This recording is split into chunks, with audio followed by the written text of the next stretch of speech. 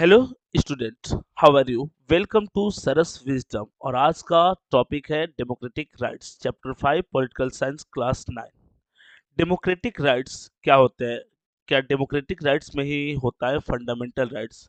और कैसे democratic rights different होता है फंडामेंटल राइट्स से? कुछ एग्जाम्पल हम लोग इस चैप्टर में देखेंगे, जैसा कि एनसीईआरटी में दिया गया है कि कैसे का ये किसी प्लेस पे किसी पर्सन का अगर फंडामेंटल राइट्स अफेक्ट होता है तो क्या उसके रिगार्डिंग हम स्टेप ले सकते हैं, और क्या क्या हमारे पास एग्जाम्पल है। कैसे आपके राइट्स को अफेक्ट किया जाता है जेंडर के बेस पे, कास्ट के बेस पे, रिलीजन के बेस पे। उसके लिए इस चैप्टर में बहुत सारे पॉइंट्स दिए हुए हैं, उसी को हम लोग अच्छा से कवर करेंगे। जैसा कि मैं पहले ही बता दूं आपको, इस चैप्टर को हम लोग दो पार्ट में कवर करने वाले। एक पार्ट जिसमें बहुत सारे एग्जाम्पल्स रहेंगे, और सेकंड पार्ट जिसमें हम राइट्स की बात करेंगे। डेमोक्रेटिक राइट्स में जो फंडामेंटल राइट्स उसका की टर्म होता है उसके बारे में, कि कैसे फंडामेंटल राइट्स को बोला जाता है कि सोल ऑफ आवर कॉन्स्टिट्यूशन, ये हमारे कॉन्स्टिट्यूशन का आत्मा है। तो चलिए बिना किसी देरी का आगे का एक्सप्लेनेशन स्टार्ट करते हैं।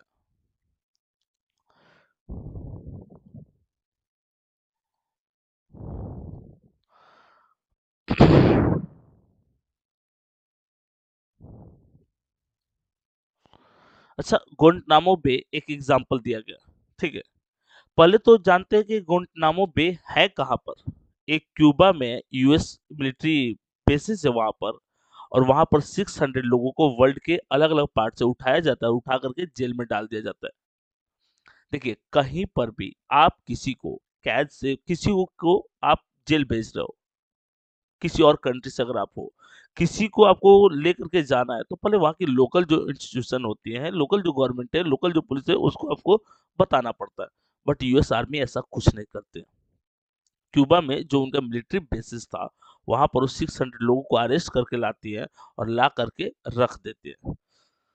अब भाई क्यों रखती है, ये भी जानने वाली बात है। तो इसलिए रखा जाता है क्योंकि 9/11, सितंबर 11 को 2001 को अटैक होता है यूएस के ट्विन टावर पे, और वहां पर बहुत सारे लोग मारे जाते हैं। इस हमले की साजिश में लगभग 600 लोगों को अरेस्ट किया जाता है। ये वही लोग थे जो किसी न किसी वेब से आतंकियों को मदद कर रहे थे। उन सारे लोगों को अरेस्ट करके बिना कोई पब्लिक इन्वॉल्वमेंट का, बिना कोई इंस्टीट्यूशन इन्वॉल्वमेंट का उनको कैद कर दिया जाता है, जबकि उनके पेरेंट्स से भी उनको मिलने नहीं दिया जाता है।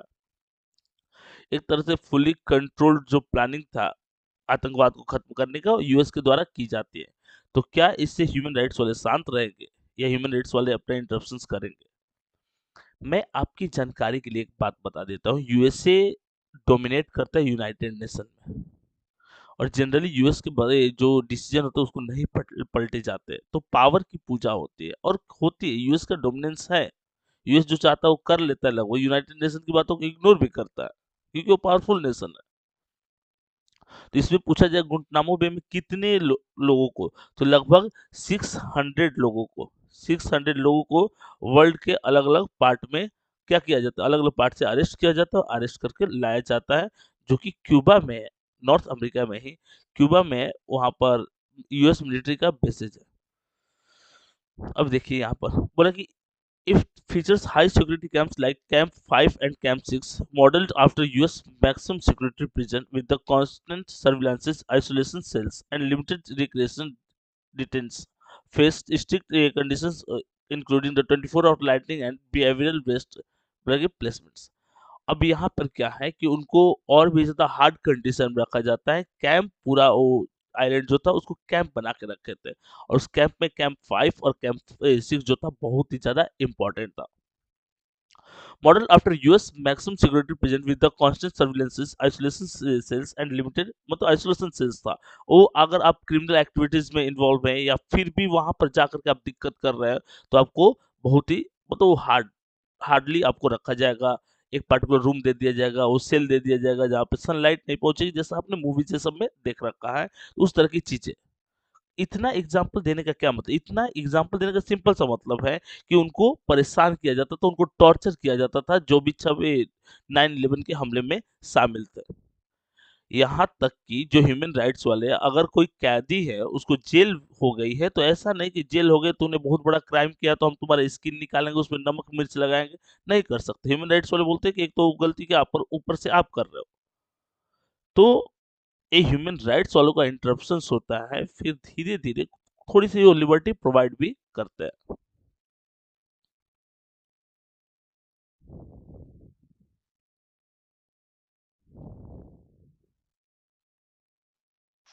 हिस्टोरिकल रोल देखेंगे, open in 2002 it housed over 680 prisoners by 2003, many without charges, sparking global criticism for human rights abuses and working identified detentions था। डिटेंशन कैसा था? फोर्सफुली था, जबरदस्ती जिसको हम लोग बोलते हैं, जिसमें परेशान किया गया जो वहां के सिटीजन्स थे उनको बुरी तरह से। परेशान करने का एक पर्पस था, ऐसा नहीं कि वो दूध के धुले हुए थे भाई, इन्वॉल्वमेंट थी उनकी 9/11 में। 9/11 में इन्वॉल्वमेंट थी यूएस, उसके बाद चौकन्ना भी होता है और पूरी तरह से इनको क्या कर देता है, जो लोग उसके दुश्मन थे, जो आतंकवादी साजिश कर रहे थे, उनके अगेंस्ट वो हार्ड डिसीजन लेता है और हर कंट्री को लेना चाहिए। Current status as the late 2025, around 27 to 35 detainees remains with the ongoing legal battles over the plea deals and transfer despite closure efforts. अभी भी 2025 तक 27 से 2037 अभी भी वो प्रिजनर्स हैं वहां पर जो लीगल बैटल लड़ रहे हैं ताकि उनको डिफरेंट राइट्स मिल सके।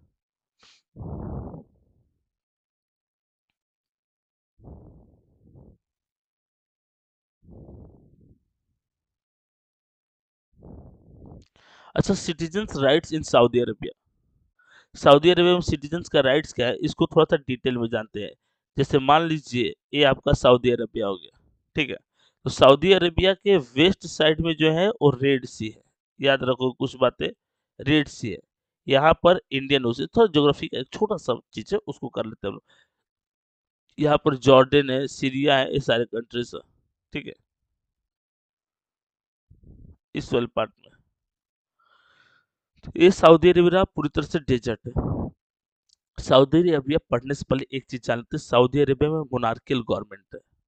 मोनार्कियल गवर्नमेंट मतलब ये पोस्ट हेरिडेटरी होता है कि मेरे पिताजी अगर राजा थे तो मैं भी राजा बनूंगा, वही राजा का बेटा ही राजा बनता था, इसको डायनेस्टी सक्सेशन बोलते हैं। और सऊदी अरेबिया में वही चीज था, राजा के अगेंस्ट में कोई डिसीजन नहीं लेता, और लेगा भी तो उसको हार्डली पनिश कर दिया जाएगा। और यहाँ पर जो टॉपिक है वो है महिलाओं के राइट्स को लेकर के, कि क्या सऊदी अरेबिया मोनार्की है। मोनार्की है तो सेंट्रल लेवल में तो आप इमेजिन ही नहीं कीजिए कि कोई वोटिंग होगा, बट वहाँ के जो भी रिप्रेजेंटेटर, मेन रिप्रेजेंटेटर है, वहाँ के जो राजा, वो डिसाइड करते हैं कि 2011 से हम महिलाओं को भी एजुकेटेड करेंगे, और उसके लिए वो एजुकेशन, बहुत सारे एजुकेशन प्रोग्राम भी लाते हैं। इसके साथ साथ महिलाओं को वोटिंग राइट भी प्रोवाइड कर देंगे, और जो लोकल लेवल पे इलेक्शंस होता है उस इलेक्शंस पे इनको पार्टिसिपेशन भी देते हैं। The country is ruled by hereditary king and the people have no role in electing or changing their rulers. अच्छा, एक बात बता दो कि क्या सऊदी अरेबिया में अगर हेरिडेटरी पोस्ट था, राजा का बेटा ही राजा बनता था, तो वहां पर उस पोजीशंस को चूज करने में क्या लोगों का कोई योगदान था? नहीं था। सिंपल सी बात, कोई योगदान नहीं था। The king select the legislature as well as executive, he appoints the जज and can change any of their decisions. मतलब ऑफलाइन क्लास में मेरे द्वारा भी ऐसे फॉर फन एक बात बोली जाती है कि मैं इस क्लास का लेजिस्लेचर, एग्जीक्यूटिव और जुडिशियरी हूँ। मतलब लॉ मैं ही बनाऊंगा, इम्प्लीमेंट मैं ही करूंगा, और अगर कोई इधर उधर किया तो फिर उसको हार्डली पनिश कर दूंगा। तो सेम उसी तरह से राजा के पास एक फाइनल अथॉरिटी थी, और लेजिस्लेचर चूज कर सकता है, और एग्जीक्यूटिव चूज करता था, साथ ही साथ एग्जीक्यूटिव चूज करता था, साथ ही साथ वो जुडिशरी को भी क्या करता था, जब चाहेगा वो चेंज कर सकता था। मतलब अल्टीमेट अनकंट्रोल्ड पावर राजा के पास होता था। Citizens cannot form political parties or any political organization. Media can report anything that the monarch does not like. और यहाँ सेंसरशिप था। सेंसरशिप किस चीज पे? न्यूज़पेपर पे था, कि अगर आपको कुछ पब्लिश करना ही है, आप गवर्नमेंट से परमिशन लोगे, गवर्नमेंट अगर आपको परमिशन को ग्रांट कर दे, आप कोई भी चीज पब्लिश कर सकते हो। यदि गवर्नमेंट किसी चीज को ग्रांट नहीं करते, गवर्नमेंट को चीज अच्छा नहीं लगता है, तो आप उस चीज को पब्लिश नहीं कर सकते, सिंपल सी बात। पूरी तरह से लैंग्वेज, ट्रेडिशन, कल्चर पे क्या हो गया, एक तरह से बैन लग गया। Citizens can not form political party और एनी पॉलिटिकल ऑर्गेनाइजेशंस। कोई भी आदमी क्या पॉलिटिकल पार्टी बना सकता था, तो पॉलिटिकल पार्टी नहीं बना सकते, नहीं कोई पॉलिटिकल ऑर्गेनाइजेशन सेटअप कर सकते। Media can not report anything that the monarch does not like. और मीडिया वो कोई भी चीज पब्लिश नहीं कर सकती थी जो मोनार्क के कानों तक पहुंचे कि ये सुटेबल नहीं है। मीडिया हाउसेस को सील कर दिया जाता था, उनकी प्रॉपर्टी को जब्त कर दी जाती थी। Media can not report anything that the monarch does not like. और मीडिया कभी भी उन चीजों को पब्लिश नहीं करती थी जो मोनार्क को पसंद न हो। There is no freedom of religion. Every citizen required to be Muslim, non-Muslim. Residents can follow the religious in private but not in the public. There is no freedom of religion. अच्छा एक बात बताइए, क्या Saudi अरब में freedom of religion है? Saudi अरब में कोई freedom of religion नहीं है। वहां पर इस्लाम जो है वो मेन रिलीजन है। सऊदी अरब में मक्का और मदीना इस्लाम का फेमस सेंटर्स है। ठीक है। तो वहां पर Muslim non Muslim residents can follow their religion in private but not in public. जो नॉन मुस्लिम है वो अपने रिलीजन को प्रीफर कर सकते हैं, बट वो प्राइवेट में, पब्लिक में नहीं कि आज भाई इंडिया की तरह आज भाई दिवाली है पूरा इलाका धुआं धुआं कर देंगे, तो ये बातें नहीं। Women are subjected to many public restrictions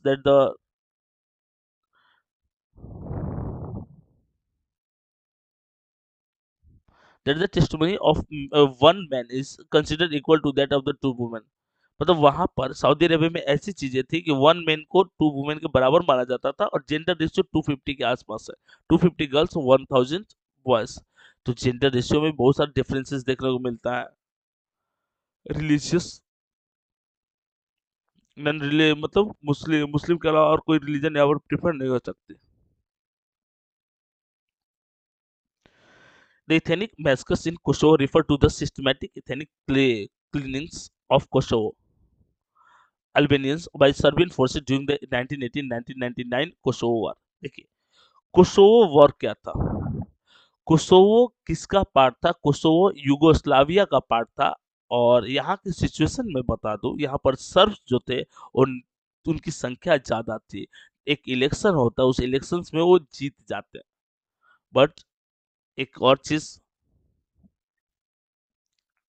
कि सर्ब्स लोग पावर में उनकी संख्या ज्यादा थी और इलेक्शन जीत जाते हैं। तो यहाँ पर एक चीज एग्जांपल देना चाह रहा है कि हर चमकता चीज सोना नहीं होता। मतलब कहीं पर राइट्स मिल गया तो इसका ये मतलब नहीं होता कि वो डेमोक्रेटिक कंट्री है। Background work tension. और इसमें क्या था, क्वेश्चन पूछता है कि कौन मेजोरिटी में था कौन माइनॉरिटी में था। तो अल्बेनियन जो थे वो माइनॉरिटी में थे, सर्ब जो थे मेजोरिटी में थे। 77 ईयर्स के एक मेल और 74 ईयर्स के एक फीमेल के घर में घुसते हैं, उनके सामने उनके सारे जो भी परिवार वाले तो उनको मार डालते हैं, अनकंट्रोल्ड वे में रूल करते हैं सब। जबकि है डेमोक्रेटिक इलेक्शन, चूज किया गया डेमोक्रेसी के थ्रू, लेकिन वो बहुत सारे रूल्स को फॉलो भी नहीं करता। skill and violence. Serbian people, police and paramilitary skills around 10,000 Kosovo Albanians, with the over 11,000 reported in the mass graves by ICTI. Why many bodies were burnt in hidden. More than 1.5 million Albanian, 90% of the population were forcibly expelled with the homes in 1200 village destroyed। 1200 village destroy कर दिया जाता है। 90% जो उनका population था उनको village से हटा दिया जाता है। इस तरह से वो क्या कर रहे थे, सरवाइव कर रहे थे। एक और चीज, वहां पर कोसोवो में जो यूगोस्लाविया का पार्ट था, वहां पर मेजोरिटी में कौन थे? मेजोरिटी वाले को नहीं जानते। माइनॉरिटीज में कौन थे? तो माइनॉरिटीज में अल्बेनियंस थे। तो मेजोरिटी में कौन होंगे? सर्ब्स होंगे। इसमें बहुत ज्यादा वायलेंस हो जाता है। तो बताइए कि अगर democratic government democratic election choose हुआ है, तो क्या किसी को भी डेमोक्रेटिक इलेक्शन चूज होने के बाद क्या किसी को भी हम ये फ्रीडम मिल जाती है कि हम कुछ भी अनकंट्रोल कर दे? तो किसी को ऐसा कोई फ्रीडम नहीं मिलता है जिसमें आप अनकंट्रोल चीजें कर सकते हो। तो ये आपका किसका था? कोसोवो का इंसिडेंट था।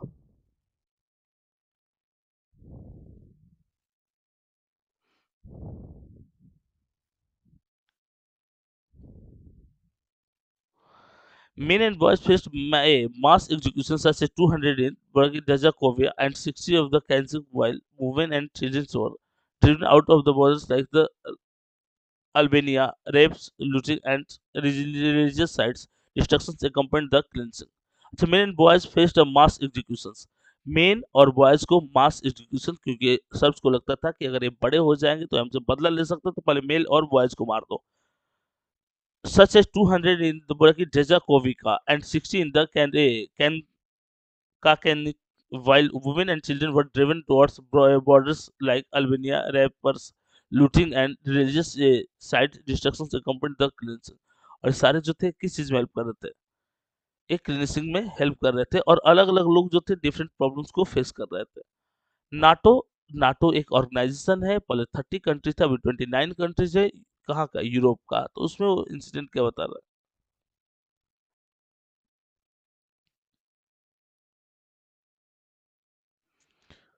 ठीक है। K F O R leaders like the Milosevic faced war crimes trials. ए वो कौन सा पर्सन था जिसने सारा मतलब रायता फैलाया था? वो मिल्सोविक था। मिल्सोविक ही चाहता था कि युगोस्लाविया के कोसोवो में गवर्नमेंट उनकी बने जिनकी संख्या ज्यादा। इन्हें की इलेक्शंस के प्रोसेस के थ्रू कितना है, सारा कुछ पॉइंट में यहाँ पर चैनलाइज है। ठीक है। NATO launched Operation Allied Forces air strikes against Yugoslavia on March 24, 1919, marking the states of the 78 days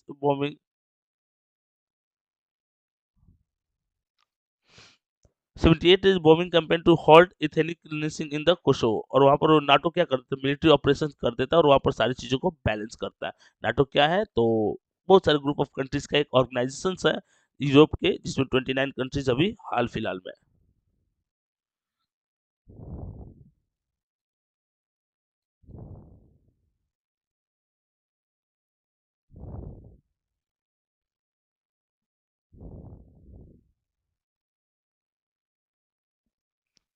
अच्छा, rights in democracy are essential to protect citizens, ensure participation, and prevent majority operations, forming the foundation for equality and justice।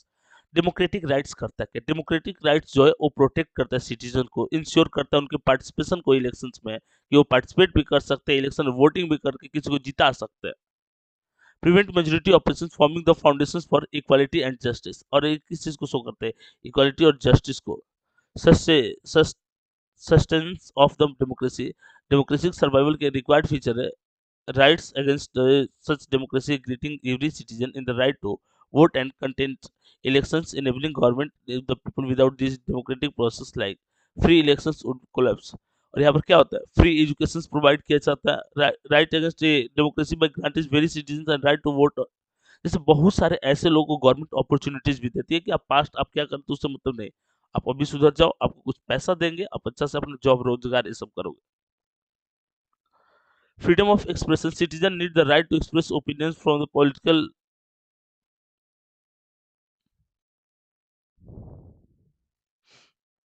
अच्छा, इधर freedom of expression, citizens need to find the express opinions and political parties and engage in activities to hold the government accountable। This fosters informed debate and the diverse viewpoints essential for the democracies। Fundamental rights democracy के लिए essential होता है, लेकिन हम देखे थे Saudi Arabia में कोई पॉलिटिकल पार्टी नहीं बना सकते, लेकिन इंडिया ट्रू डेमोक्रेसी के बहुत सारे फीचर्स को फॉलो करता है, और इंडिया आज भी वही से।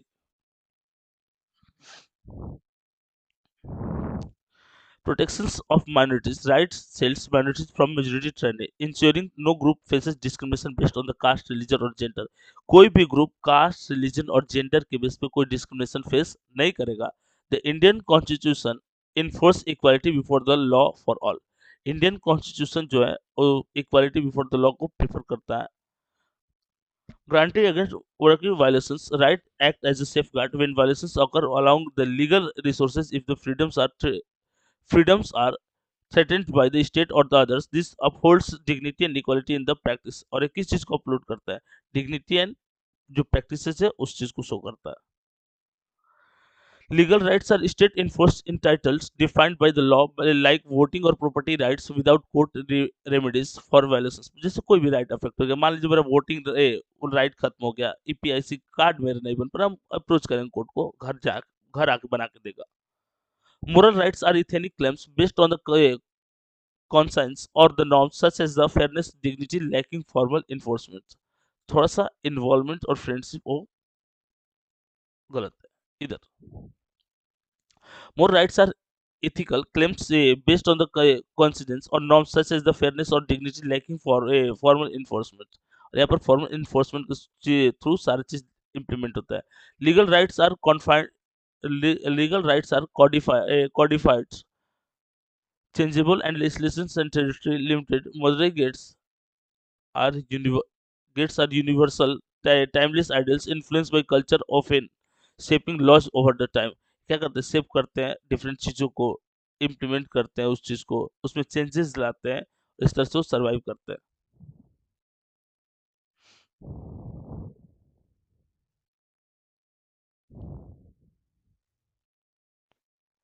अच्छा, इंडियन कॉन्स्टिट्यूशन जो होता है कितने फंडामेंटल राइट ग्रांट करता है? 6 फंडामेंटल राइट ग्रांट करता है 12 से 35 के बीच में. और की फीचर्स क्या है? डेमोक्रेटिक राइट और फंडामेंटल राइट्स के बीच में डिफरेंस की बात करते हैं तो डेमोक्रेटिक राइट जो है refers broadly to right essential for democracy functioning such as voting, participation and fair election, often overlapping with the but not limited to fundamental rights. ये फंडामेंटल राइट्स के जितना तो इम्पोर्टेंट नहीं होता है. Fundamental rights focus on individual liberties and protection from the arbitrary states actions. State के कुछ unjust law से किसी पार्टिकुलर पर्सन के लाइफ को प्रोटेक्ट करना मेन टारगेट होता है. While democratic rights emphasize collective process like representations. Collective process क्या होना चाहिए? Representations वाले. Democratic right features periodic free and fair elections where citizens choose leaders. Key features में बोल रहा है rule of law. All individuals including leaders are accountable to impartial law and independent to the courts. तो जो भी law introduce हो रहा है उसको लेकर के rule of law. Fundamental rights protect freedom like speech, assembly and equality, education, right against exploitation, ये सारी चीजें. Citizen participation, active involvement through the voting, representation and decision making process. Voting, representation, decision making process है बिल्कुल भी. Separation of power, check and balance among executive, legislation and judicial branches, the prevent abuse. इधर देखिए, separation of power. जितने भी organs होते हैं हर organs के अपने स्पेसिफाइड पावर. लेजिस्लेचर अलग करेगा, जुडिशरी अलग करेगा, एग्जीक्यूटिव अपना अलग करेगा, हर कोई अपना वर्क अलग करता है. और फंडामेंटल राइट्स को वाला 32 कहाँ से कहा तो 14 से 32 मेन, जिसमें 31 हटा हुआ है वो हम लोग डिटेल में पढ़ेंगे. उसको राइट टू प्रॉपर्टी था. And article 226 high courts. Enforcement process, enforcement तो लागू होना ही चाहिए, थोड़ा सा उसमें हार्ड डिसीजन भी आप ले सकते हो. File a right petitions helps a corpus mandamus a prohibition certiorari. Questions अब यहाँ देखिए, courts issue order to protect the rights of a cause unlawful actions and direct remedies like the compensations. मतलब अगर कोई कहीं पे मामला बहुत ज्यादा गंभीर तो वहां पर रिप्रेजेंटेटिव जाएंगे, सॉर्ट आउट करेंगे, नहीं होगा तो फिर जज उनको जेल भेज सकता है. Supreme court act as the guardian via the public interest litigation PIL for the border influence. Border for the border influence. अच्छा इधर देखिए 4 पॉइंट फिर से. इन्फोर्समेंट प्रोसेस जिसमें फाइल और writ petitions, court issues order, उसके बाद सुप्रीम कोर्ट. ठीक है, इस तरह से इस चैप्टर का पार्ट 1 हम लोग कवर कर लिए. इसके बाद भी अगर आपको कोई डाउट है आप कमेंट करके पूछ सकते हैं. इसके अलावा आप हमारे टेलीग्राम ग्रुप को ज्वाइन कीजिए. 24/7 हम लोग अवेलेबल है और वहाँ पर इंटरेस्टिंग फैक्ट प्रोवाइड किए जाते हैं, हर चैप्टर का क्वेश्चन आंसर नोट्स वर्कशीट. तो आइए अपने आइए और आकर के इस मतलब जो भी टॉपिक है उसको अच्छा से समझिए. इसके बाद भी कोई डाउट बचता है तो फिर से आप अप्रोच कर सकते हैं हमारे डिफरेंट सोशल नेटवर्किंग साइट्स को, और वहां पर आपके हर वो प्रॉब्लम का सॉल्यूशन मिल जाएगा. तब तक के लिए धन्यवाद. मिलते हैं ऐसे ही जोश और जज्बे बने वीडियो के साथ. चलते